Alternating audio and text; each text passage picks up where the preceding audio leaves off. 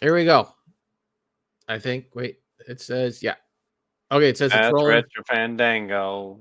That's Retro Fandango. Sorry, I don't have the theme. My computer crashed like 2 weeks ago, sometime before Christmas, and I forgot that the intro lives on my server, and I forgot to sync up the computer to the server, so I can't access the intro. I mean, I could have. I had plenty of time.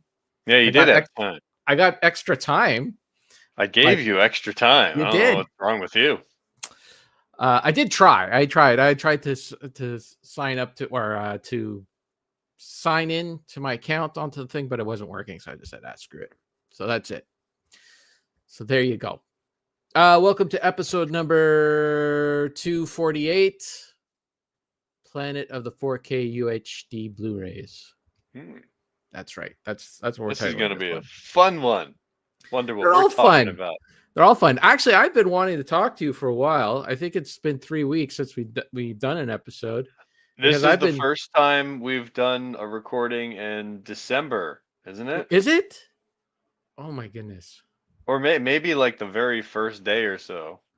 But we've had some difficulties getting another recording in. Yeah, you had an illness, then I wasn't feeling well, and then my computer wasn't feeling well, and yeah, all that stuff. That stupid shot. I get that shot for the COVID, and every time it knocks me out. It knocks me right down. But I was like, isn't it easier to just get COVID? I think so. Maybe that's why it knocks me down, because I still have never had COVID. I'm the only, myself and my in-laws are the only people I know that has never tested positive for COVID. Really? That is amazing. Yeah. Because I think I had COVID a couple of months ago. I was sick and we had to cancel a few things. So I was really shocked that I got sick again. But I didn't get COVID. I didn't get the flu. I just had a winter cold. It was just one of those like nasty ones that persisted for a couple of weeks. Well, I keep getting this shot for my in-laws because we don't want to get them sick whenever we go to visit or whatever. But I don't know, they're in their 80s and they seem to be just strong as oxes. Like they don't get sick. They'll have, some serious problems like with hip replacements and whatnot. But when it comes to like colds and that, I don't know. I don't know if they're just immune or very careful or what. They're of a tougher breed. Yeah. Didn't waste time with little sniffles back then. But yeah, I've been wanting to talk to you because I've been doing some very Richard things, some things that Richard would be interested in. So oversleeping? No, I've been the opposite. I've been undersleeping. That's not my sleeping patterns have been all over the place. I'm on this thing now where it's like 9 o'clock at night and I'm ready for bed. And then I get up at There's nothing wrong with that. Then I get up at like 3 a.m. and I just can't get back to sleep all day. Okay, it's really stupid. But today I felt what sort of physical activity do you do in a day? Well, Sarah and I have actually been doing a lot of walking. We go for walks. We have like a route set up where we do.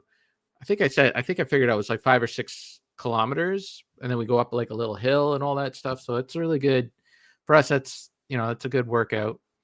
I did and then for like days like today, it's raining today, so I do have an exercise bike. I put on an episode of Dukes of Hazzard, and that show is like 50 minutes long, so I go on the bike for 50 minutes sometimes, and then do you pretend that you're going over all those cool jumps as they occur? Of course, man. All right. Of course. Well, that show is just gold, man. It's gold. It's not very good. It's not a good show. It's just gold.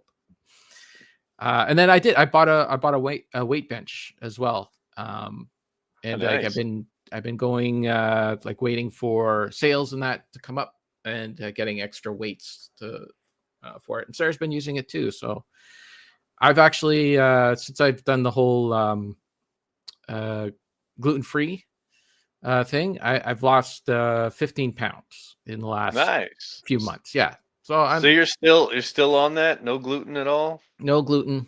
Nope. No And cheat days? no. I mean, I've accidentally had gluten, like when people say, "Oh yeah, this thing is gluten free," and I'm like, "Okay," and I have a little bit, and then it's not it's not gluten free. And I did try, like, so when I first started the diet, I went hard, no gluten for an entire month, and that's what they say you're supposed to do, right? To go gluten free for a month, and then start reintroducing things back into your diet. So like if you start feeling bad, then you know that it is a gluten allergy, right? Because some Right, people you okay. just have an intolerance. You might be able to get away with like a sandwich a day or something like that. It's just if you have too much, it might be bad. So I went hard for a month, no gluten at all, and then I started to Mhm, introduce things that may contain wheat. There's a lot of like nuts and rices and other grains that when they harvest them, they might not clean the machines between harvesting wheat and harvesting rice mhm, or harvesting like almonds or something like that, or it just might be where they're stored. That's why those things will say they may contain nuts. So mhm, so I started eating some of that, and some of it was okay.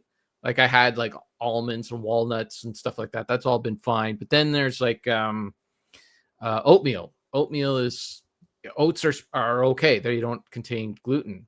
But I mhm. had like these really cheap from a discount store called Giant Tiger. It's a discount chain here in Canada, and you Americans will know all about it when we join you and become the 51st state. But right now, it's just exclusive to Canada, and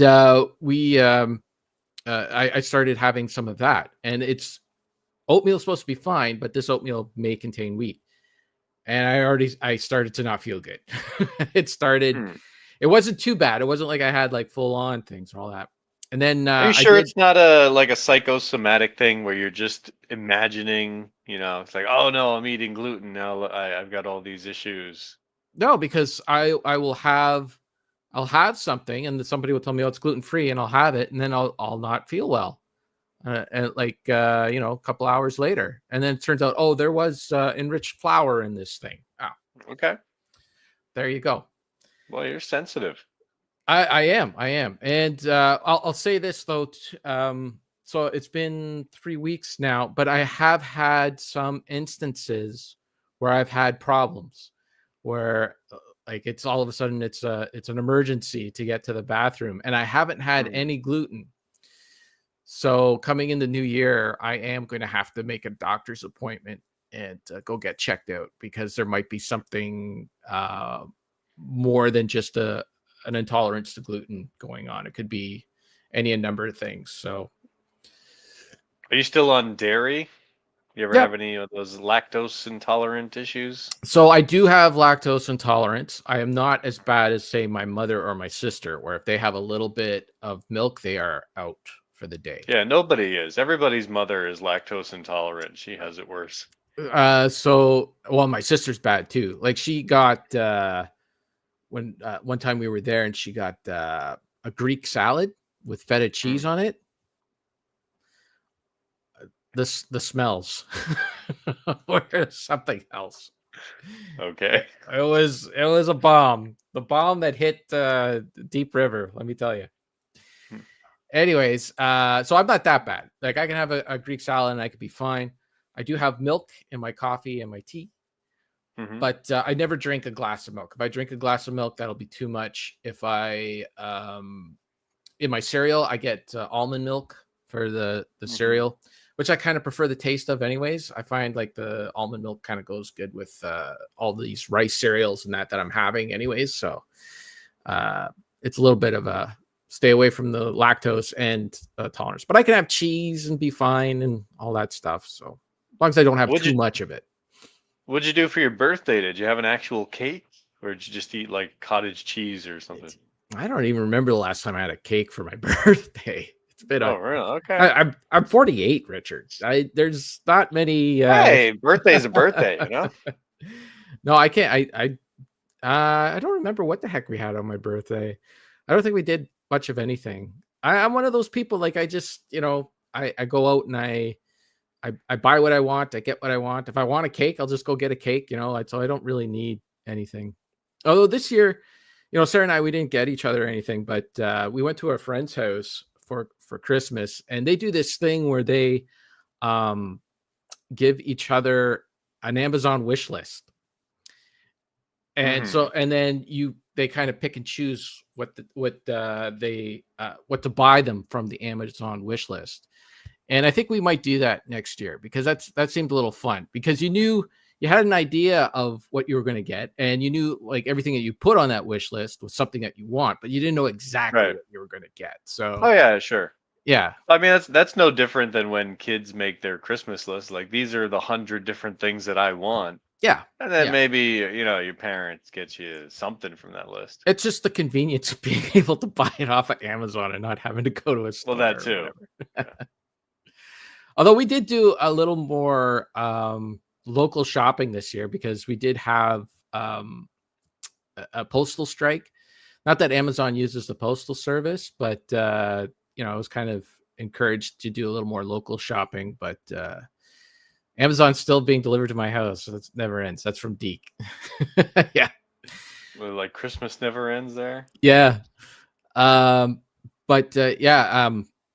So we did do a little more, but some of it is like, it's like they say, like all these, the rhetoric is to buy local, support local stores, little mom and pop stores and all that. Sure.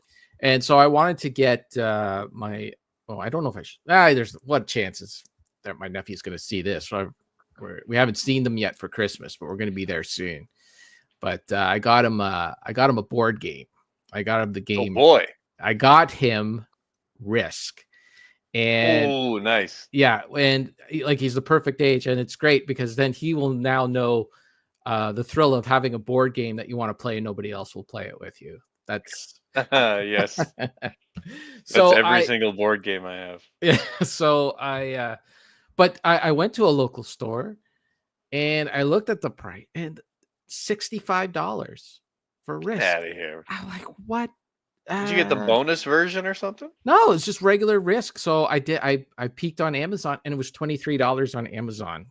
Yeah. I mean, if they had it for $30, okay, for $7 or $8 more, sure, buy local, but 65, I don't know what to say. No, if you're getting some limited edition thing they did 20 years ago, like, oh, it's the some kind of Star Wars Risk or Lord of the Rings or one of those that they put out that's out of print now, maybe, but no, regular plain old Risk. Plain old Risk. That's all you need. Yeah. I actually bought plain old Risk about 2 years ago, and kind of under the same assumption that nobody's really going to want to play with me, but my daughter keeps saying she will, but we still haven't taken the cellophane off of the box. Oh, well, that's further than I've gotten. Somebody at least interested in maybe playing it. I think I have 5 or 6 different versions of Risk underneath the stairs, and I haven't cracked one open in a very long time. Do you have a Dukes of Hazzard Risk? I don't think there is one, but if there is one, I might get it. I might. 5 or 6 versions. What could you possibly have? Like, are these like franchise versions, or just like classic, or this one's got special metal pieces? Okay, so I got to remember. So I think I have regular plain old Risk that I've had forever, and then I'm going to say the 60th anniversary edition, which was all fancy. It was all like little metal pieces and stuff like that. Never played it. Then I got that probably about 20 years ago. I got a Risk that I found out in a thrift store. It's called Castle Risk. Okay. Yeah, I never played it, but it's. What are you doing buying a new game for your nephew? Just give him one from under the stairs. Well, I can you do that for Christmas? Give him like a used game? I don't know. It's not used. You certainly have. Well, I guess I didn't use it, but it was still from a pawn shop. So I got Castle Risk. My buddy for Christmas one year got me, like, it was like a retro version of Risk. It was like it was like another anniversary edition, but it was like it was like a modern copy of the very first edition of Risk, where you got like little Right. squares instead of troops and stuff like that. So how many is that? 4? Maybe I only have 4 different versions of it. I swear there's another one though. I think. I don't know. Can't remember. Then I got Risk on the. I remember they did some like Lord of the Rings and stuff like that back in the day. And Sauce I is don't have saying any of there's that. Metal Gear Solid 4 Risk. Yeah, I don't have any of those. I've never bought one of those. I do have like weird monopolies because people gave me like Ghostbusters Monopoly, and I got it's called Sudbury in a Box. It's like a Sudbury version of Monopoly that they were selling for a while, and then I think they were going to get sued by Hasbro because it was just a ripoff of Monopoly, and they didn't. Oh, okay. Yeah, they didn't pay Hasbro anything. I think it's Hasbro that has fun. whoever has Monopoly. Mhm. Anyways, what you been up to? How was your Christmas? Good times or what? Christmas was cool. I was sick for your birthday, and then Christmas came around, and kind of came and went like every year. It's like all the big buildup. It's coming. It's coming. It's coming. It's over. Yeah. But ate too much food. Lots of gluten. I went heavy on the gluten. Good for you. Doing all right. Not much else. I'm on winter vacation right now, which is great. Nice. Cool. Wow. Thanks for listening. All right. Glad we got that done. No, I did buy a few things, of course. Watched a few things, which I had to check my notes. This is why it feels like we haven't recorded in like a month or so, because I don't think I've mentioned anything that I've watched during December. Let me ask you before you start. Mm-hmm. Did you finish the NSSABC challenge, the not so special ABC challenge? No, I'm still. You still have I time. believe. I know, and I thought maybe I would really try to polish it off for this recording so I could give like a big final announcement. But I still haven't watched anything from the letters U or X, I believe. Just those two I'm missing.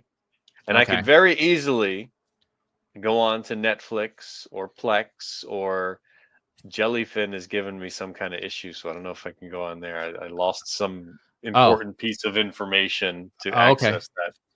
I might have to talk to you about that. Okay. And just find these missing letters. But I realized I haven't watched anything on streaming aside from on the airplane a few months back. I haven't watched anything on streaming at all this year. So I was kind of proud of myself. I want to keep watching everything in a physical copy, but I just don't have anything that I've not seen from the letters X or U. And I've thought about, oh, I'm going to pick up this, I'm going to pick up that. I just haven't seen them. And if I go online, I'm like, wow, that's much more than I want to pay for that. I'll wait and see if I just stumble across it. But no luck. So I might have to, go down with the commoners and stream X-Men something that I haven't seen, or I think Undercover Brother was the one I was thinking I might Undercover watch. Brother. Who's in that? Undercover Which Brother. one's that? That's right after Austin Powers was, became a big thing. I think it was Eddie Griffin is in that one as like a Shaft kind of comedy yeah, knockoff. okay.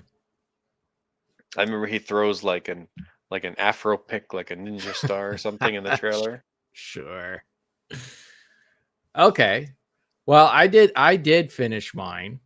Hey, I thought you would. You were doing the whole HD DVD thing. Well, that originally that's how I started. I was going to do that, but then I realized like that wasn't going to give me the full amount of points. So I kept the HD DVD going for everything where I gave me like if it gave me the maximum amount of points for the letter, I kept it HD DVD, but then I had to switch something. So then there are some like I think like for Q, there's only like a few movies and I had seen them already that came out on HD DVD. And then like there was one Queen concert, but the disc was super expensive and I have it already on Blu-ray. So I don't know. Anyways, I got let's see if I can figure out how to present this. Let's see. Here we go. Here we go. So there's my list. Oh, we're sharing screens here. That's right. Look at that. I don't think there's anything there that no, that's nothing there. It's all good. So there you go. There's my complete list of movies for the challenge. Most of them are HD DVD. But I did see 2 movies in the theater. I saw Deadpool and Wolverine and Kung Fu Panda 4 with the kids. Okay. So that did, like, seeing a movie in the theater did give you a lot of points. And then I did watch a P movie on HD DVD called The Perfect Storm. Blu-ray.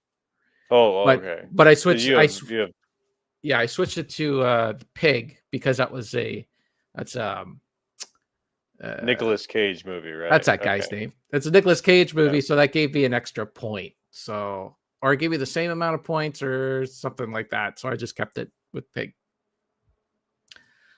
And then there was some like on DVD that like the Q, Racing with the Moon. That's a Nicolas Cage movie, which I'll talk about in a bit. And I pretty much wrapped it up. That was Racing with the Moon. I watched that just to get an extra point because that got me up to 5 points instead of the HD DVD movie that I had in there.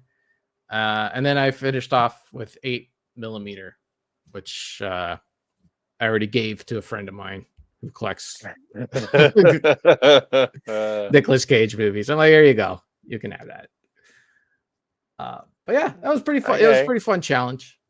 It absolutely was. At the beginning of the year, I was so hardcore into this. I still need to tally my points and see exactly what I have. What your total is 112? Yeah. With a 14.18 Nicolas Cage percentage. What is the last column here? The percentage? Yeah, that's so basically it's just a gag. So like if Nicolas Cage was in the movie, it got a 0%. Oh, okay. If he's in the movie, it gets 100%.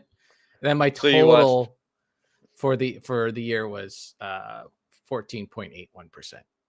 Okay, I got you. I couldn't read the top there. Yeah. Anyways, there you go. So there you go. Okay. That's that. I gotta go check my score there. I am very curious to see what I told up. And regardless of whether I finished it or not, it did give me a great motivation to watch a lot of the stuff that I just had on the shelf. Because I was just going through and watching so many movies that I had never seen before.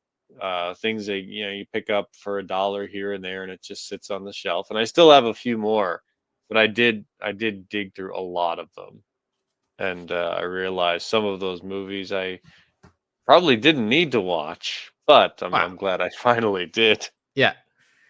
Yeah, same with me. I wanted to use this as an opportunity to get to a lot of the movies that were just sitting on the shelf. And I figure there's probably about 2/3 of the list were exactly that. Just HD DVD movies and DVDs that have been sitting on the shelf.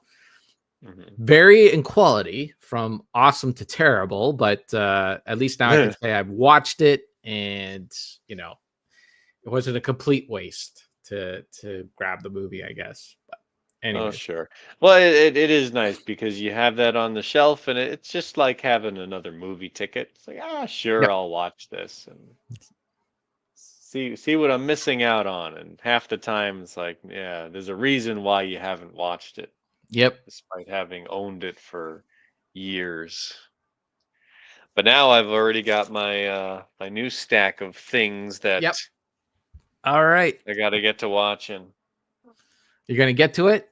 We're gonna see what you Sure, got. I'll go Sure. through. Well, I've realized that every year it's getting a little bit more difficult to watch Christmas movies around Christmas time Mm.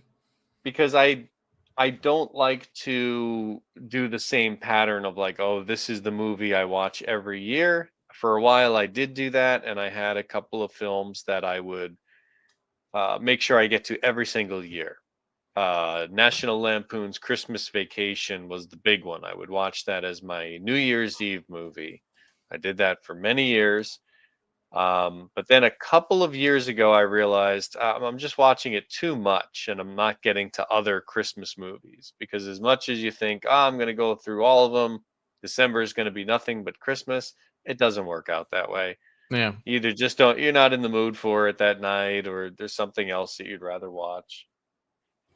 So I've actually watched very few Christmas movies. I was gonna do Lampoons this year because I haven't done it in a few years, but then something came up, I didn't watch it, and now it just feels weird to put it on after Christmas. So the only Christmassy things I watched, uh, I did rewatch A Muppet Christmas Carol, I haven't which seen I that know in you forever. saw in the theater. Did I? Well, I did. I think you Well, did too, or yeah. I maybe think you I. just said you liked it. No, I did. I did see it in the theater with my sister. That's right. Okay, there you go. Yeah. I remember stuff. Cool. I rewatched it, and I got to admit, as much as I love the Muppets and watching all the different setups and things, especially since it was all practical effects, there were no like computer. Well, I'm sure there might have been a little computer shenanigans here and there, but for the most part, it's just all practical stuff, and it's very fun to watch. I actually didn't like it as much as I remembered liking Really? it. Yeah, I don't think it's an issue with the filmmaking. I think it's just the fact that I really liked the Christmas Carol story. And often when they make some film or television adaptation of it, it has to be condensed. And it just feels a little rushed at times where it's like, oh, I know that line, that's from the book, so they put it in there, but now they're kind of like racing forward with the story. Mm. So I have an issue with the Christmas Carol adaptations when they just feel a bit rushed. And I think that was the feeling I got from this. So It's kind of hard to do for kids, right? Basically it's a it kids is movie. So difficult to do because I mean they have really short ones too, like the Mickey's Christmas Carol, I believe, is only 30 minutes, so they really kind of get it going. But I don't know. I haven't watched any of those Christmas Carol adaptations in a while, and I just felt that one was moving a little too fast for me. I wanted to sit there and enjoy the world a bit more. One thing I did actually, I think I liked it more, is I watched a very merry Muppet Christmas movie, wow. which I had never heard of. This is something that was produced for NBC back in the early 2000s or so. Um, and it's kind of an original Christmassy story, but still not quite. It does take some elements from different things. It opens up with they're doing like a little gift of the Magi joke, and then at the end of the movie, it becomes like It's a Wonderful Life, where Kermit wishes that he hadn't been born. But it is very much just focused on the Muppets doing like a one of their live shows and everything. Yeah. And I gotta admit, some of the humor, I can't remember any specific examples right now, but as I was watching it, I remember thinking, hey, that's a little risky, that joke they just did. It was like some old school Muppets where Mm. this is pre-Disney, so Right. it doesn't have that sanitized feel. It's like they kind of went for a couple of jokes that they probably can't do nowadays. Anyway, if you've never seen it and you're I interested, think I have. I It would sounds say vaguely familiar, so I might have watched it on TV or recorded it or whatever back when it came out. I was happy with it. I think this was what was it? Oh yeah, this is the first Muppet film that was made after Frank Oz retired from Mm, doing any of the voices. So Christmas Carol was the first one without Jim Henson. This was the first one without Frank Oz. wow. It's one of those turn the page moments.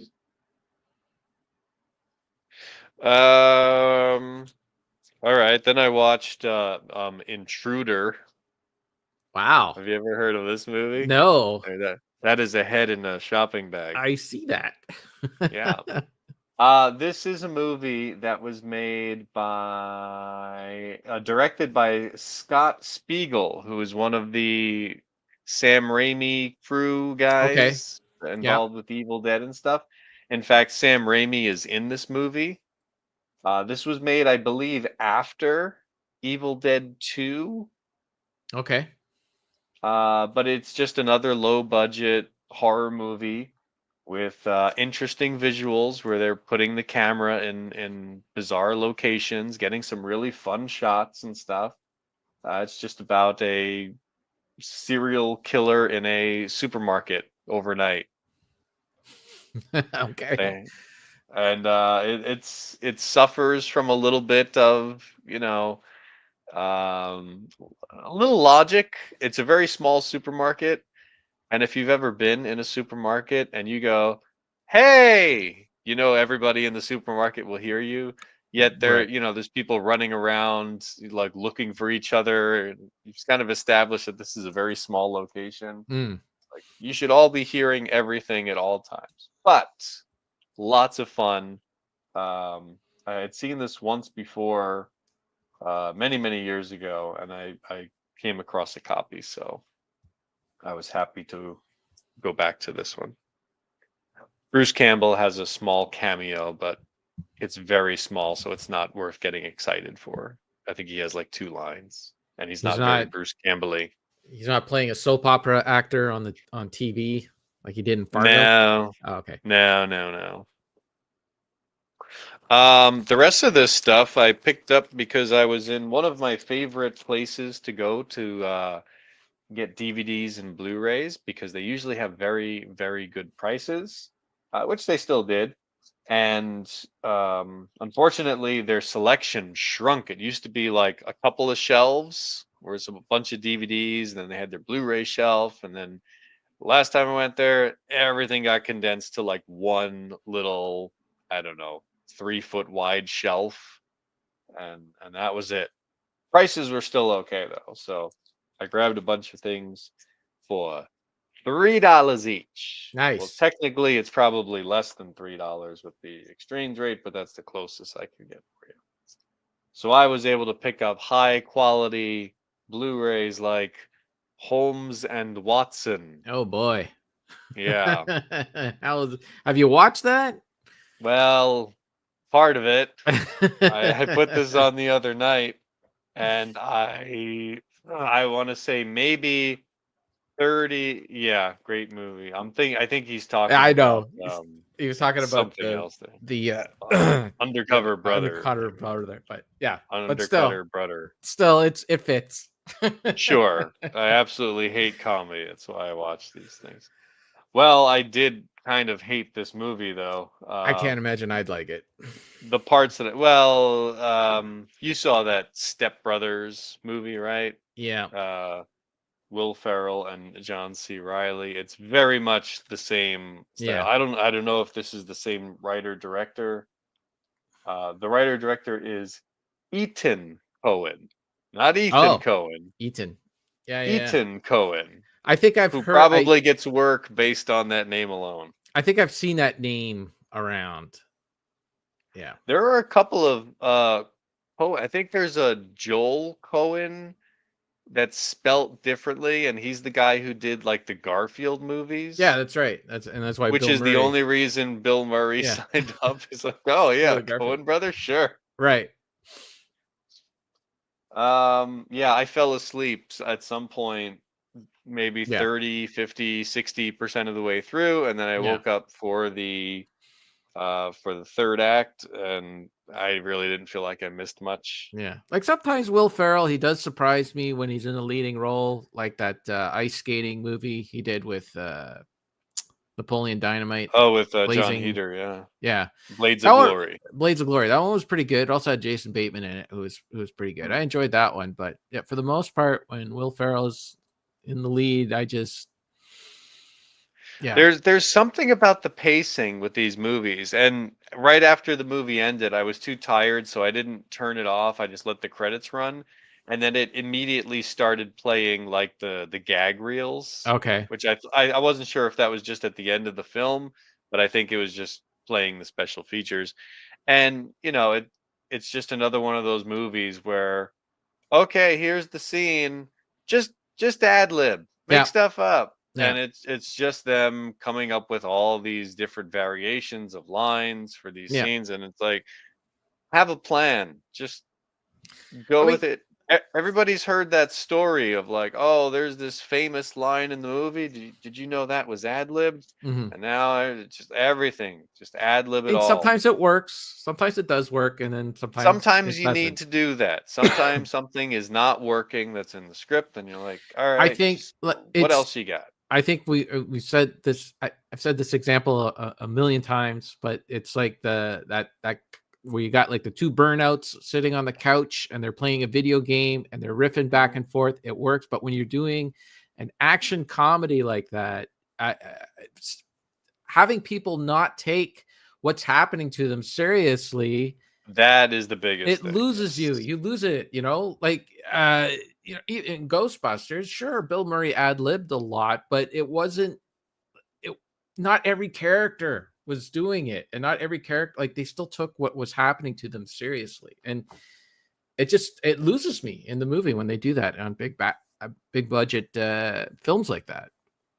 yeah, I mean, Leslie Nielsen in The Naked Gun is a Yeah. perfect example. He kept that certain level of seriousness. Yeah. Even when he's doing completely goofy things, it never got to the point that it affected the film. It Yeah. only enhanced it. The And character has with to things buy like this, into what's happening to them. yes, and this, it's just there's so many stupid moments where they feel very much outside of the film that they're in. Yeah. And I I I basically bought it because it was cheap, and they used to have this thing where if you bought a certain number of movies at a certain price, they would give you a discount. Like, these movies are $3, but if you buy 5 of them, we'll take off, this much. And I wasn't sure if they were still doing that because they kind of moved things around, and they weren't doing it, so I probably would have left it if I didn't know. But yeah, it's mine now. I guess I gotta keep it forever. Or you can get rid of it.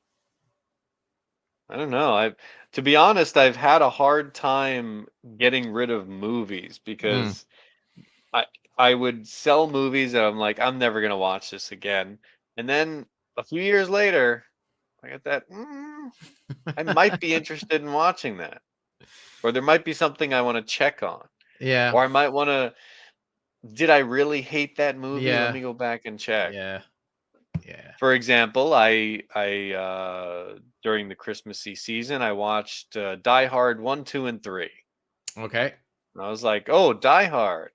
Last time I watched Die Hard, I remember being just a little bored during the film. And I was like, "Wait a minute. This is Die Hard.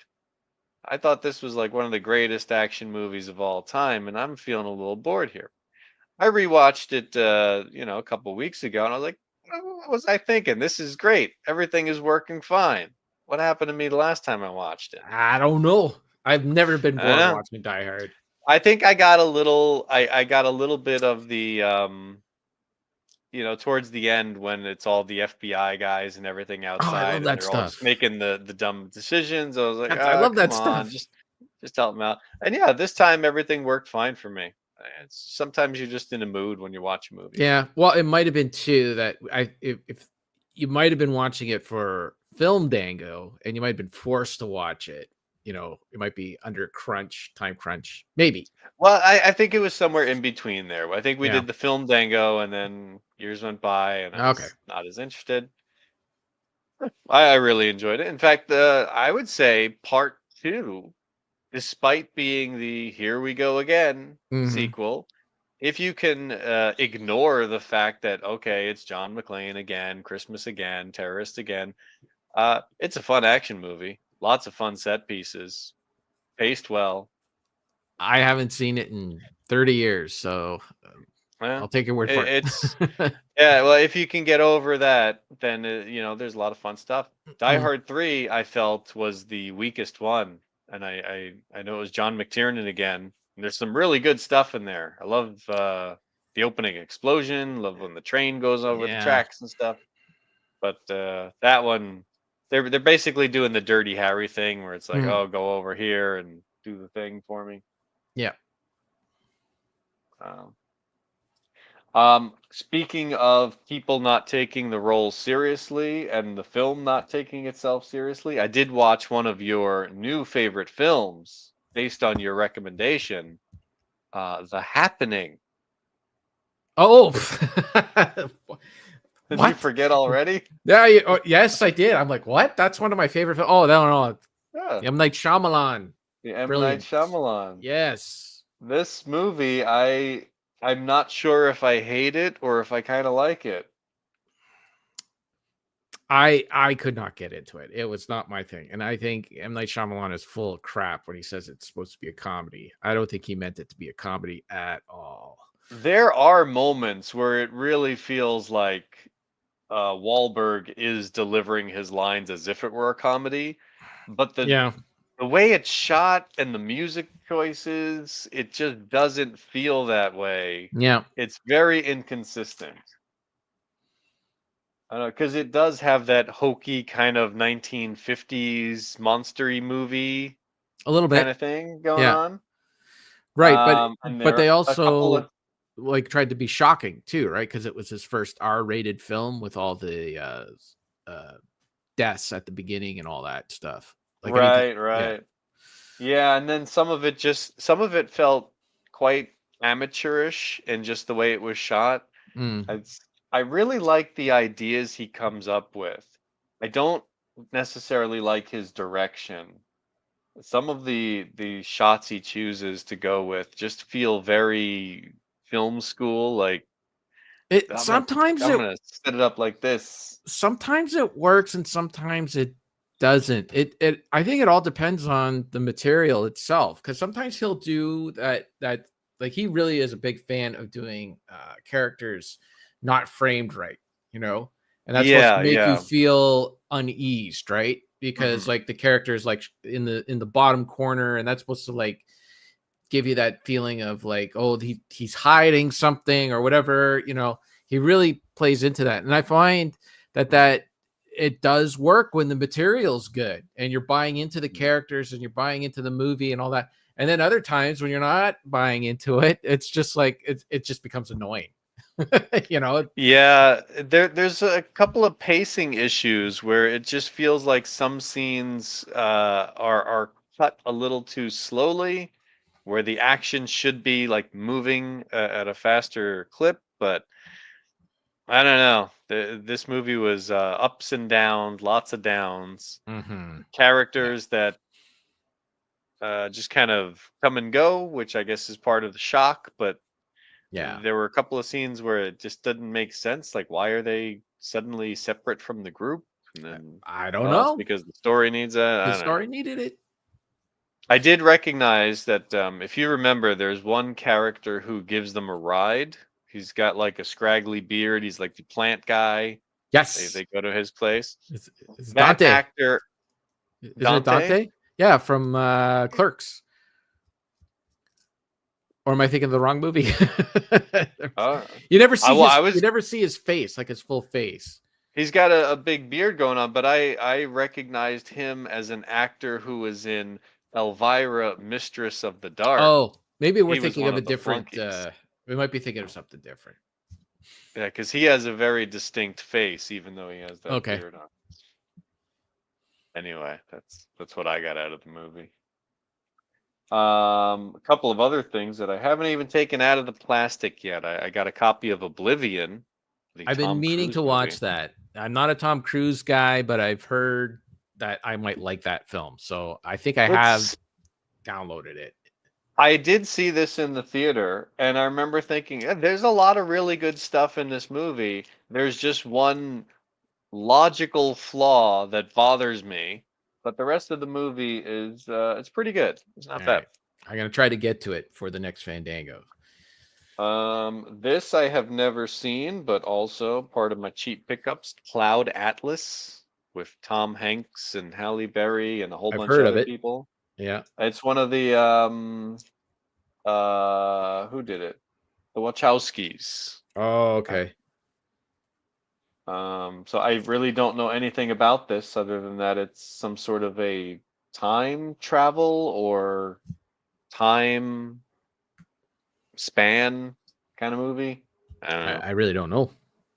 Don't know. Couldn't tell you. Yeah. I got a Jesse James movie That's a good with movie. Henry Fonda. You Yes. seen this? Yes. Okay. You'll like it. You should. I I think you will. I like I it. hope so. It looks like it should be good. Yeah. I as well picked that up for cheap on Blu-ray and watched it, and I was like, oh, that's good times. All right. I'm glad I got that. That's why I really like this location where I got this stuff because I have found so many good old Blu-rays, like Blu-rays of good old movies that I've never seen. And like somebody in this area has really good taste in movies. They're buying them on a nice format and then they're Mm. selling them to this place and nobody's buying them. That's where I got like On the Waterfront and a Oh, couple that's other good. and like a Towering Inferno and stuff. Oh my goodness. And then here I also got this, which I still haven't seen, Airport, Yeah, I have which a I've whole. I heard have a collection good of things of all these. 4 or 5 of those films. There's like Airport like year, Yeah, like sequels or 78. unofficial Yeah, things like that. So is this the original that's the with first one. Yeah, and so uh basically, those movies they were like the kind of disaster films mhm. where they would get like a whole bunch of actors together.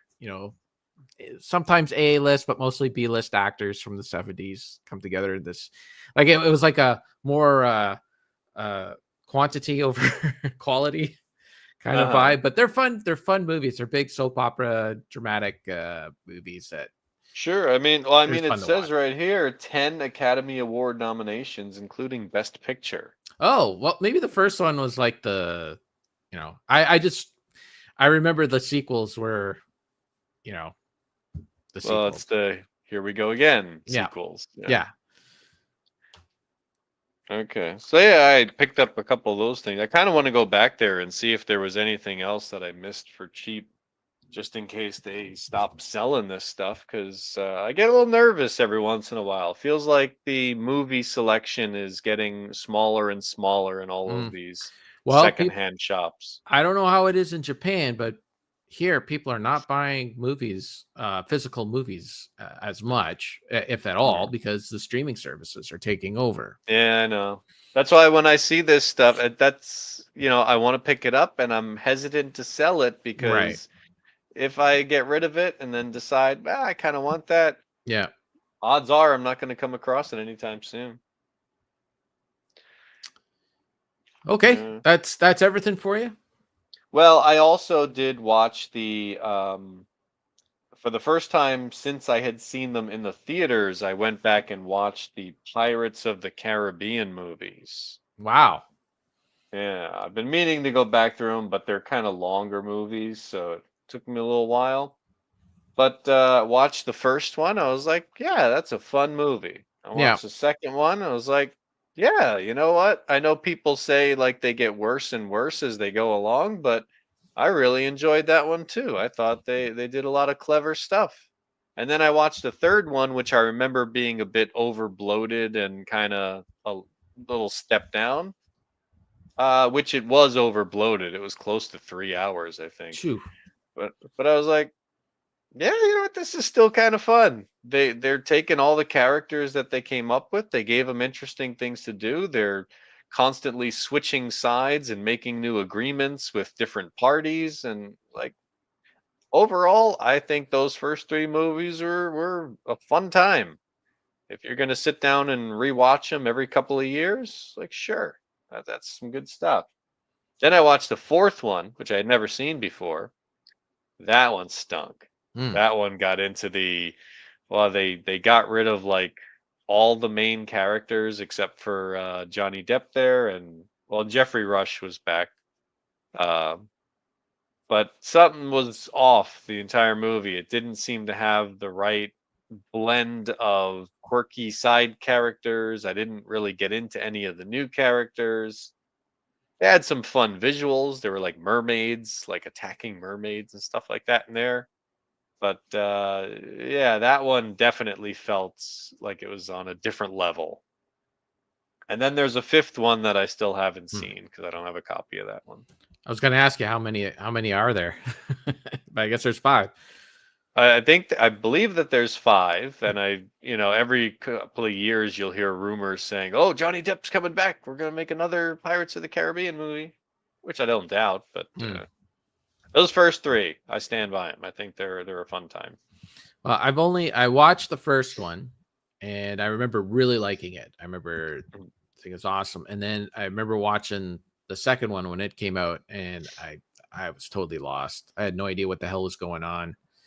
I don't know if I fell asleep or I couldn't remember what was happened in the first movie. I don't know. So I think I never finished it, and I have not watched another one since. So Hmm. really no All opinion right. for me. I do remember enjoying that first one though a lot. Yeah, supernatural pirates. That's some Yeah. fun stuff. There's some really great things in that first one. Like they're at the end of the movie, they're doing sword fights and they're going in and out of the moonlight, so they're like changing from their like normal form to their ghost form. Oh, that's Really cool. fun stuff. Okay. Cool. That's about it. Okay. Before I get into what I've watched, I just want to quickly mention I the Steam sales, the GOG sales, all those Oh sales yeah. have been going Hmm. on. And I got on there and I added a bunch of stuff to the wish list and put some few things into my cart and all that. And then I started like there was like this one game called Dread Templar, which is like a old school third person or first person shooter, like in the vein of Doom and Wolfenstein and all that stuff. And I was like, it was like $4 or $5. I'm like, I'm gonna buy that. Then I realized, well, wait a minute, I already have like a couple of old school boomer shooters in my library that I haven't even got to yet. So maybe I should play those first. So I just I downloaded those and then I started to really look at my backlog. And Hmm. I'm like, oh man, I got Depression set in. so I signed up for this website called Infinite Backlog, which you could upload your Steam and your GOG up on there, and it'll give you like a percentage rating of like, or I don't know. They had some sort of math equation thing to figure out like how much of your uh, uh, backlog you've completed, and so basically, if you're at a score of 500, you're doing really well. It takes into consideration like the size of your backlog and how many games you've finished or dropped or whatever. And I'm at 300. And so you know what? I went to Steam, I went to GOG, I took everything out of my carts, and I'm just like, you know what? I'm just gonna focus on the backlog. So Sure. that's all. So if you ever want to do something like that, just check out the website Infinite Backlog to Okay, I did not do that. So during I think it was like the Thanksgiving, autumn, yeah. fall sale, whatever they call it. I did pick up a few titles, and I've been playing one, um, but I only spent like $20 or so in Okay. total. Yeah, I did buy But yeah, some in the fall. Like I bought that baseball game, because there was some commercial tie-in stuff or licensed stuff in it, and I knew EA mhm. is going to pull it at some point. So and they'll pull it without notice. So, but this time I said no. I'm just going to focus on the backlog. So Oh I've yeah. been Well, playing. I still go to Epic every day because they're Oh giving yeah, away those free games. me too. Which I'm glad you mentioned it because I didn't think to check it today, and I just got Hot Wheels Unleashed Yeah, it's free. pretty cool. This looks fun. The one thing that you can add, so in Infinite Backlog, you can add your Epic account, but it won't take the games. They haven't figured out how to bring the library into it yet, which is fine because then that would ruin my and those are games that I haven't bought, so I don't want those like ruining my rating. That is true. I Yeah, think in all these years, I've still never actually paid for anything on I Epic. bought on Epic. I bought Ghostbusters the video game for $10. That's it. That's all I've ever Okay. bought on there. Anyways, so yeah, video game wise, yeah, I just been playing a game called Dungeon Siege, which is like an old school Dungeons and Dragons style isometric kind of Diablo 2 clone bit of a game, but it's very linear. You got a team and you're going through and you're fighting with melee characters, and you can have your range characters and your magic characters and all that. It was a game that was made by Microsoft back when Microsoft used to make and fund games. This was like part of their thing to push the DirectX 8, DirectX 8, if you can believe that was a thing back then. But yeah, it's a fun game, and I like the fact that it's linear. But just working my way through that, and then Grid Autosport, which is a game I don't think you can even get on Steam now. I think it's been delisted, but it was like the third or fourth Grid game, just a racing game. That's it. That's all I've been playing. Okay, so get to some stuff. I'm gonna go through. I'm gonna talk about a show that I've been watching. There's some movies that I watched, and it's some movies that I bought. And then the last movie I'm going to talk about, that's going to tie into my Christmas and New Year's message for 2025. We're going to get message. Yeah, we're going to get corny and cheesy at the end. Okay. Okay. You have a message just like The Happening had a message. That's right. Yeah. It's about the environment, man. Be good to plants. Don't mess them up. Okay, so Sarah and I, we actually watched a couple of TV series. We watched this one TV series called You Could Leave Now or something like that. Oh man, I can't remember the name of it.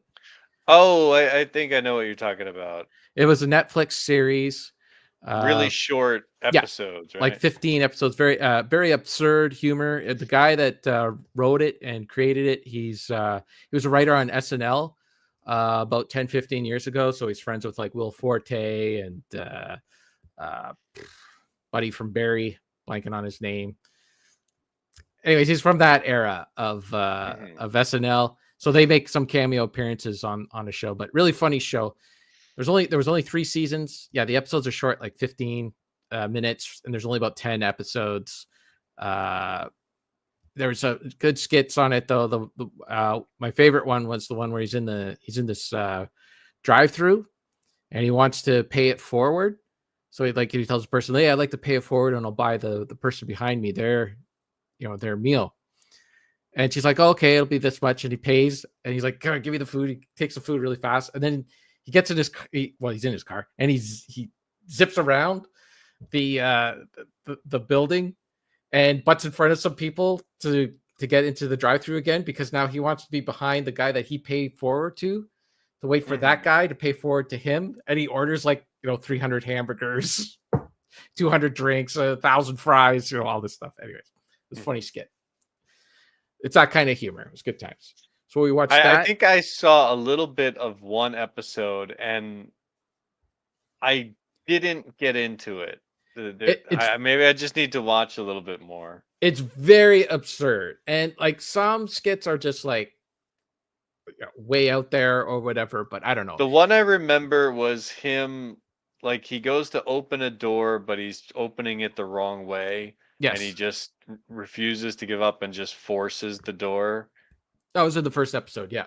Yeah, that was the joke. Sarah liked it, man. Sarah liked it. And she doesn't like anything. So there you go. Anyways. I know. I can't remember the name of the show though. It was something like I think you should leave now, or you should leave now, or something like that. Yeah. Something like that. Anyways, it was good. I enjoyed it. Then Sarah and I rewatched the Dana Carvey show. Something presents the Dana Carvey show. Yeah. So yeah, there was a thing on like one of the videos things that popped up, and it was from this documentary that Dana Carvey did a couple of years ago about the poor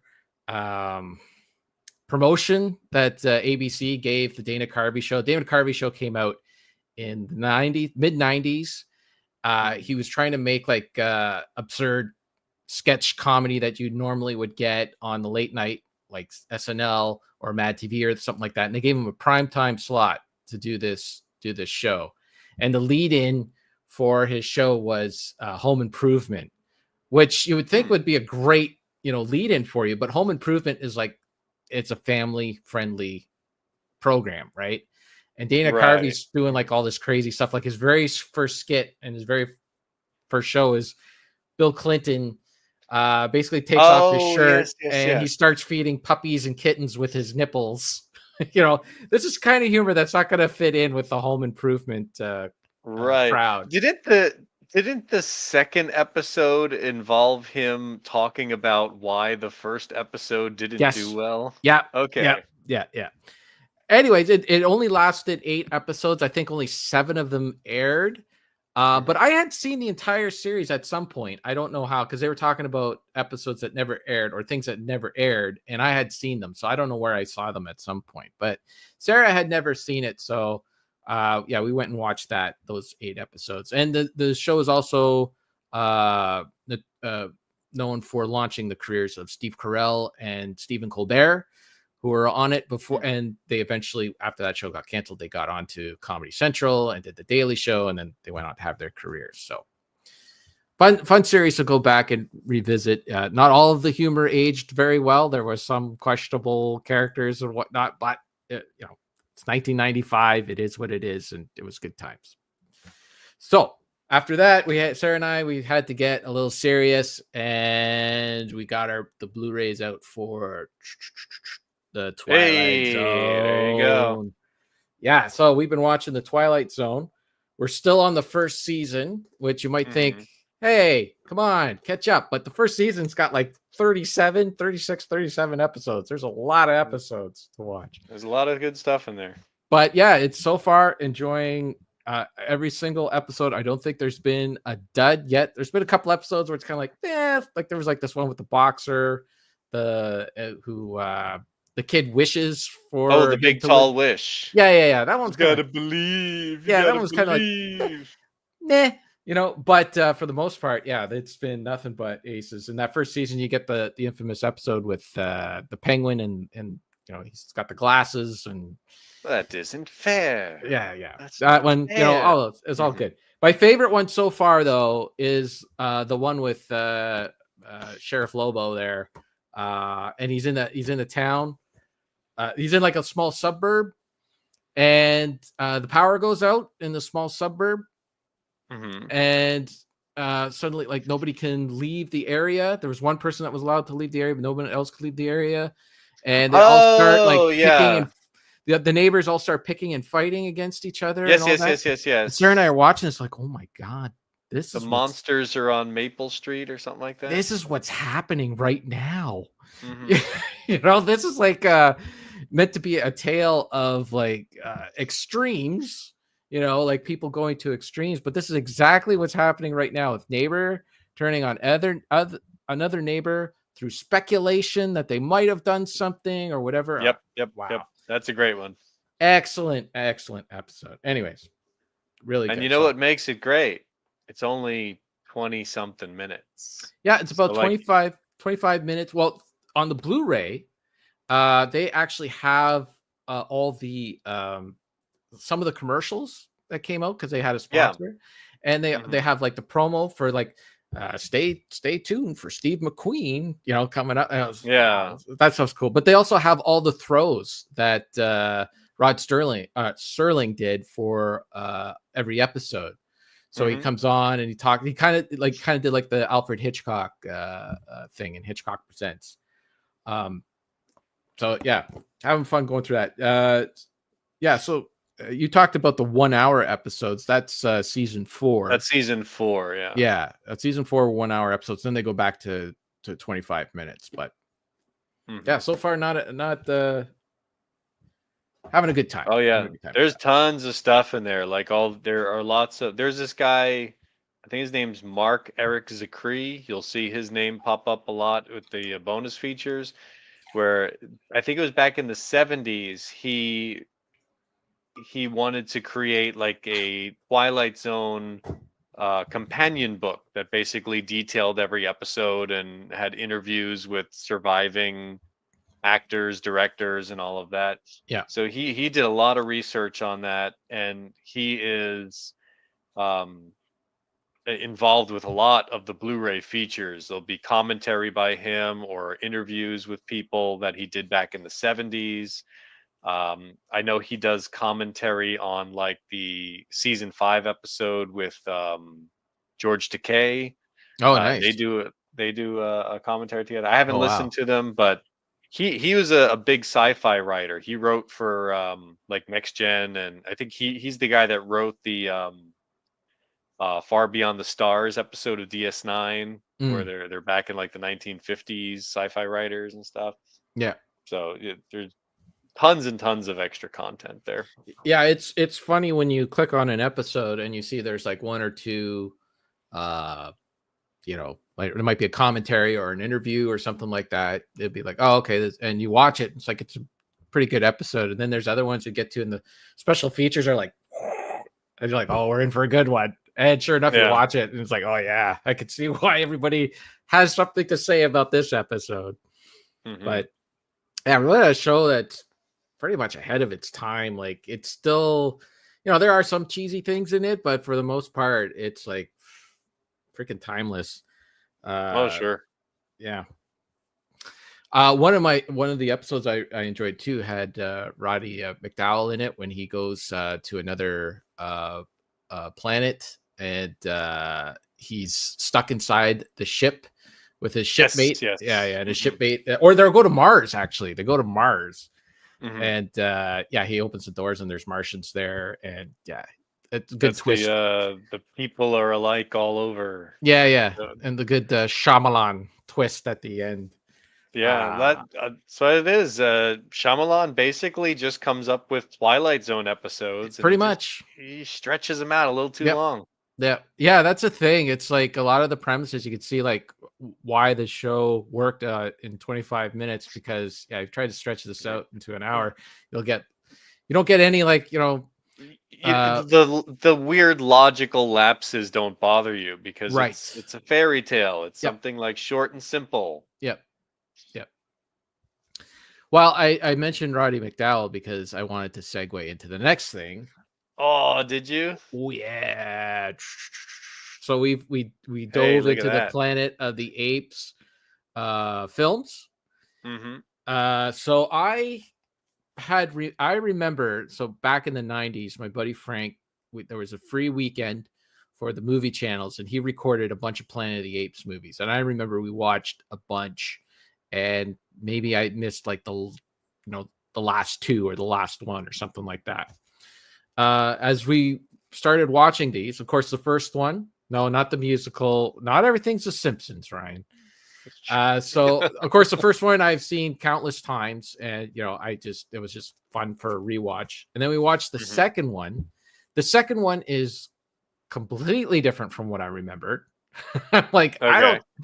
I remember watching it. I remember Charlton Heston being in it for just a little bit, but he's actually in it quite a bit. So, yeah. And then by beginning the time and ending, he's in it for a good chunk of the film. There's like a good chunk at the beginning. He's in the middle, not so much, and then at the end he's in. Anyways, and then when we got to the third film, I'm like, I don't remember this at all.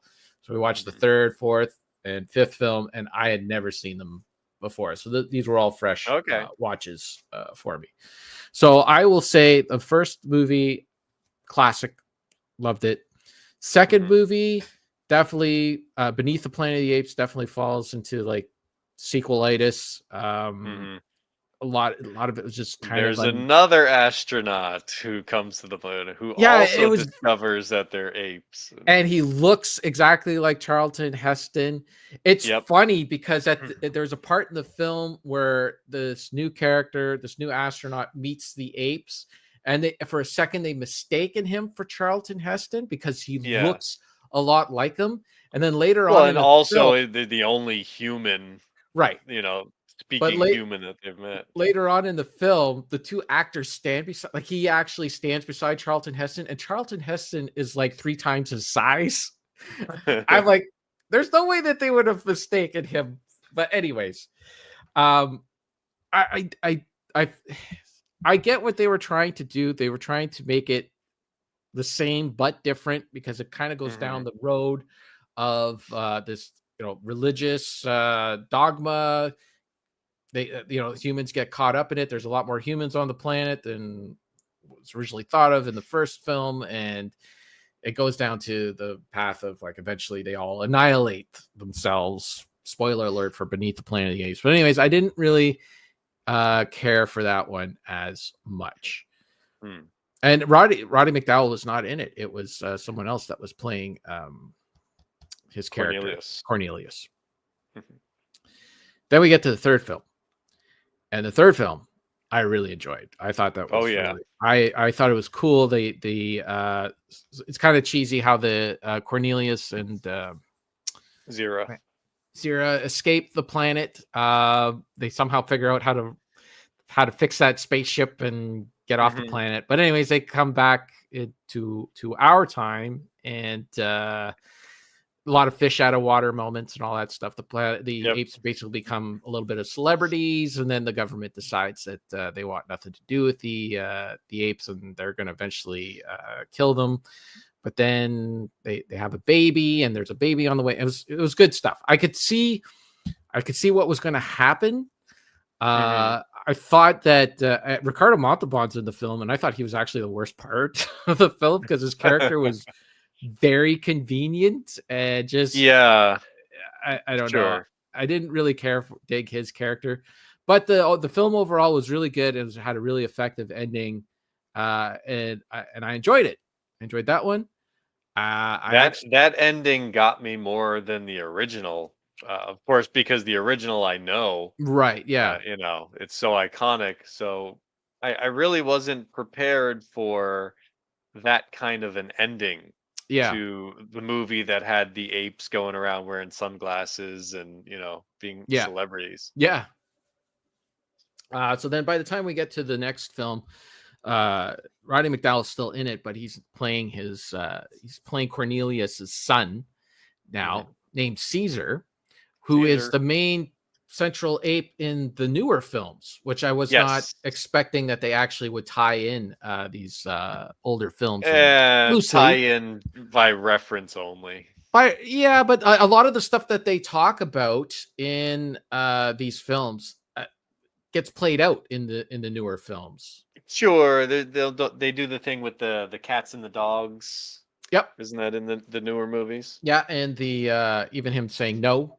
Like the character, like the ape, Caesar said no, and that launched all this, whatever in the newer film. Anyways, I enjoyed Conquest of the Planet of the Apes as well. Oh, Conquest, I love that. That one I think is fantastic. The only thing I don't like is I've heard that the ending was changed to make it a little bit nicer. The ending was originally a little bit darker.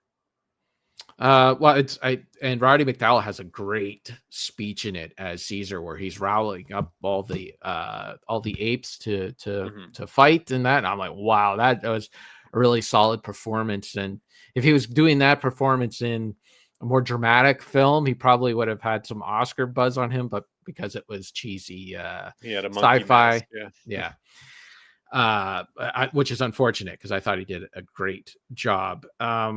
And then by the time we get to Battle for Planet of the Apes, you could tell like the movie studio, I guess they were just doing Planet of the Apes movies out of habit or something, because they didn't really give the film that much of a budget. They seem to keep slashing the budget, like really bad monkey masks in the last one.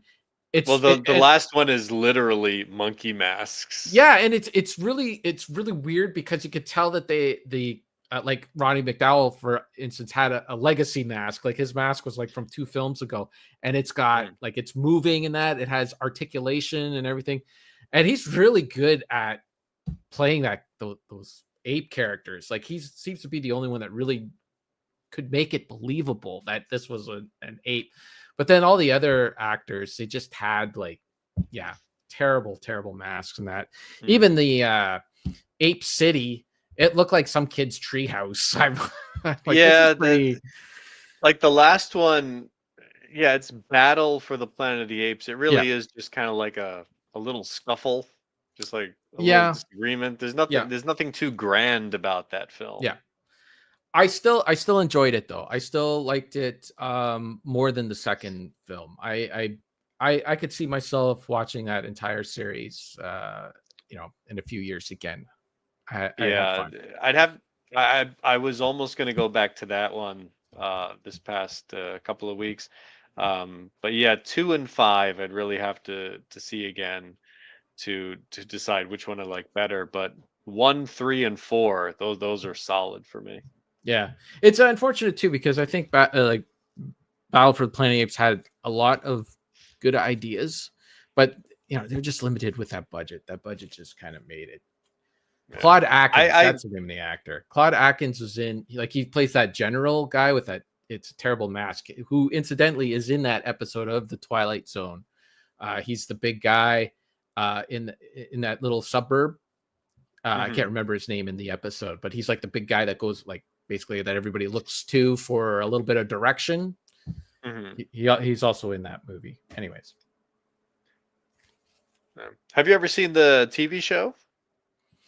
I didn't know it existed until I was putting in all these movies in Letterbox, and I clicked on Roddy McDowell's name to find out what else he did, and yeah, the Planet of the Apes TV show came up, and from what I read, from what people have said on it, it's actually it's a really good series. I've never seen it. I'm curious though. People online, they were saying it's like really like heady science fiction. So if you like that kind of stuff, you'll like it. So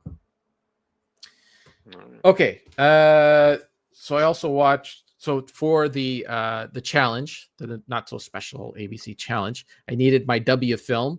So I got myself on the HD DVD. Well, I had this in my collection already. World Trade Center, with starring Nicolas Cage. Have you ever seen this film? I haven't. No. So I was really worried about it about watching it for a couple of reasons. One, Oliver Stone is tied to it, and two, it's about the World Trade Center tragedy in 2001, 9/11, as the kids like to call it. They like to shorten things. So I was worried that it was going to be, full of conspiracies and that. And I hate conspiracies because I just find that they're a huge waste of time. Like legitimate conspiracies, like corporations, milking people for every last dollar. Absolutely. But just stupid, dumb, and Oliver Stone is like a conspiracy guy. Right. And to me, sometimes, his style does work, for something like Vietnam with the movie Platoon, and 20 years after the fact and all that, and you want to make a statement about war and all that stuff. Cool, no problem. But for 9/11, World Trade Center, all that stuff, I just was not looking forward to listening to it, because especially like when you like the first responders to the World Trade Center, a lot of them, the ones who survived, have a lot of problems now, like medical problems, stuff like that, from all the stuff, that crap and everything that they breathe in. They're suffering from cancer and all sorts of different diseases and that. And they can't even get their medical bills covered because Congress just won't pass a bill to get them the medical treatments that they need.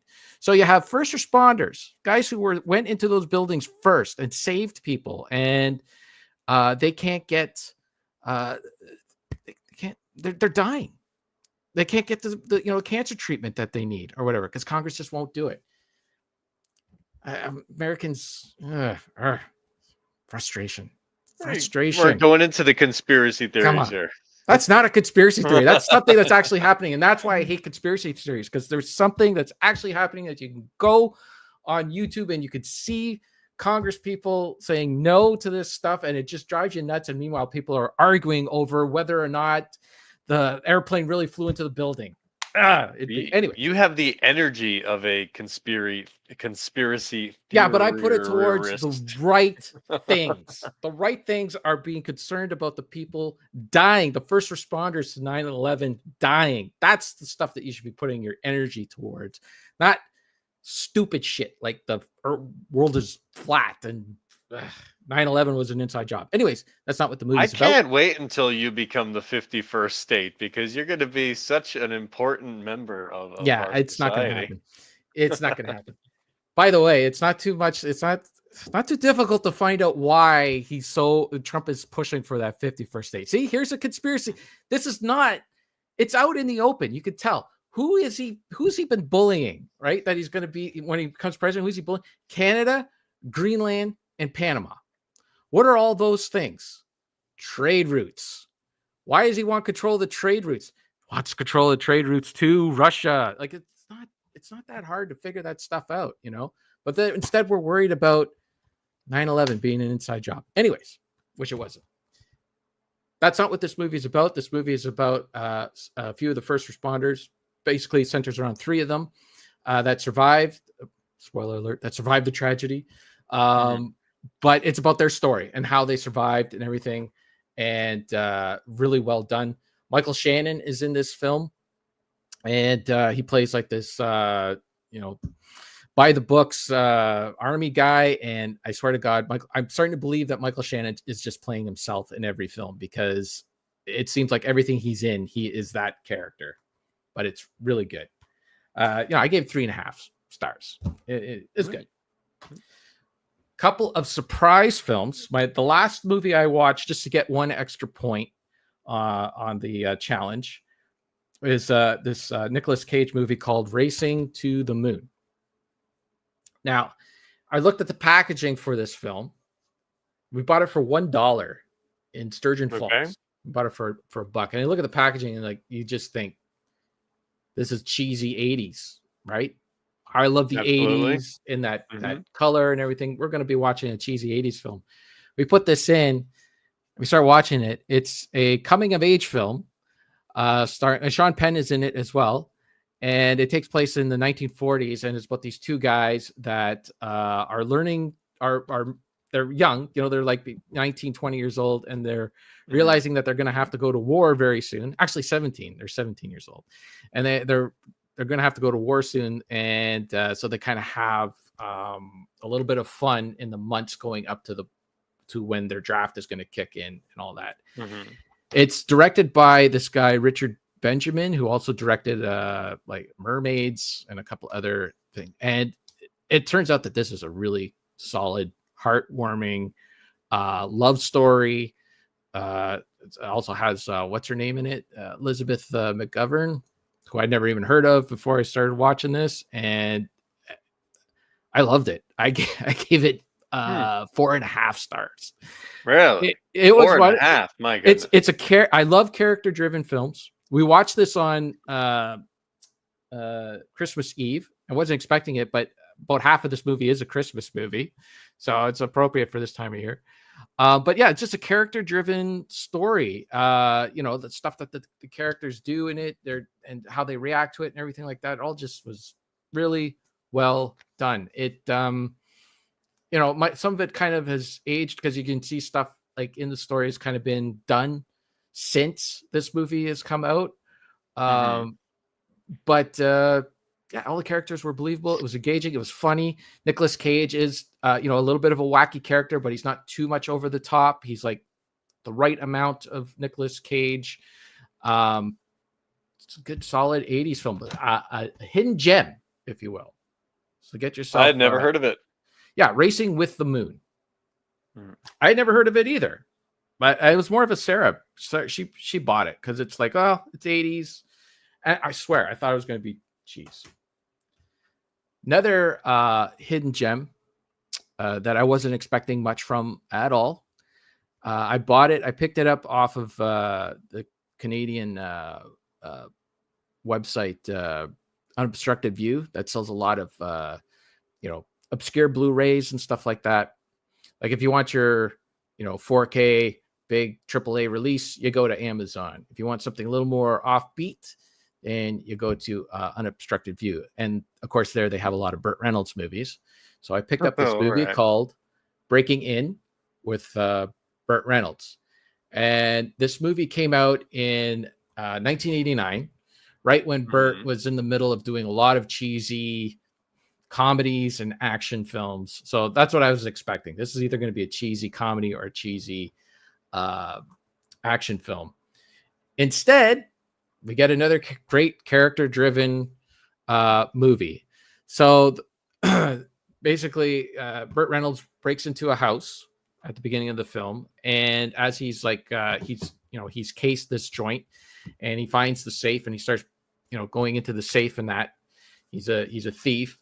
And this other thief comes in, this younger kid comes in and breaks into the house and starts making himself something to eat in the kitchen. And so they run into each other in this house. And right at the beginning, they're like, pretending that they're supposed to be there when neither of them are supposed to be there. But then they find out that they're both thieves and all that. And so Burt Reynolds is like, well, what are you doing breaking into these houses and just goofing around? He's like, well, that's what I do. I break into a house and I just kind of like watch their cable and I eat their food and then I leave. And so Bert's like, well, let me take you under my wing and let me show you the ropes on how to become a professional thief, where you can do this as a profession. And so that's why the movie's called Breaking In, because they break into places and Burt Reynolds is breaking in the young guy. See, get it?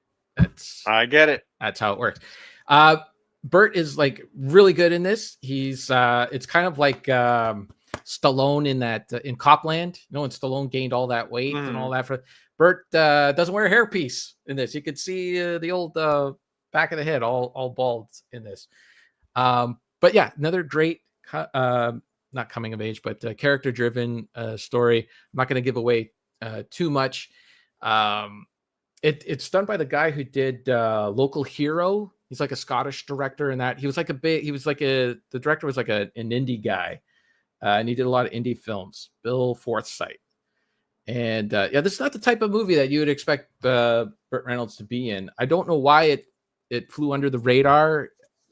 Because it's another really good movie. So he didn't say yeehaw and drive his Trans Am, his car real fast. Yeah. Hey, look, there's room in the world for those kind of movies, and there's room in the world for a movie like Breaking In. Sure. I'm just saying that's why it didn't do so well. There's no elephant in it. Sometimes the elephant can bring the comedy. Sometimes. Sarah and I rewatched To Kill a Mockingbird. Have you ever seen? Oh, I've been meaning to rewatch that. I bought a copy of that, going back a couple of years now, and I'm still sitting there. Well, this DVD set was gifted to Sarah from Bill. And we finally got around to watching it again. It's still a great movie. Still holds up. Awesome story. I love the scene in the movie where Atticus Finch, played by Gregory Peck, has to go and confront a bunch of racists who are about to mess up an African American. And Atticus Finch, he's like, how is he going to hold off this angry mob? Well, he shows up with a book and a lamp. And he's sitting in front of the jail cell where the black person is kept, and he's just reading his book while this angry mob comes up. And it's just so good how he just kind of handles the crowd. And then his daughter comes in and bails him out because she's so innocent and thing. It's a great movie. I saw it originally. It was a school project, right? We read the book and then we watched the movie, and I probably had not seen it. I might not have seen it since then.